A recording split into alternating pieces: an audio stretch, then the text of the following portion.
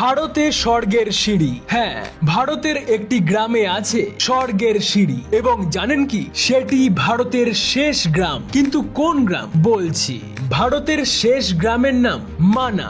এটি অবস্থিত উত্তরাখণ্ডের চামোলিতে। সমুদ্রপৃষ্ঠ থেকে প্রায় 3200 মিটার উঁচু এই মানা গ্রাম। প্রাকৃতিক সৌন্দর্যে ভরা এই মানা গ্রামের 5 কিমি দূরেই রয়েছে মহাদেবের বদ্রীনাথ ধাম। ধর্মীয় বিশ্বাস অনুযায়ী মহাভারতের যুদ্ধের পর পাণ্ডবরা যখন সশরীরে স্বর্গের পথে রওনা দিয়েছিলেন, তখন তারা এই মানা গ্রামের উপর দিয়েই স্বর্গের পথে গিয়েছিলেন। এই গ্রামের সরস্বতী নদীর কাছে একটি পাথরের তৈরি সেতু রয়েছে, যার নাম ভীমপুল বা ভীমাপুল। দ্রৌপদীর নদী পারাপারের জন্য পাথর দিয়ে এই সেতুটি নির্মাণ করেছিলেন ভীম। এই গ্রামে একটি গুহা রয়েছে, যেখানে বসবাস করতেন ঋষি বেদব্যাস।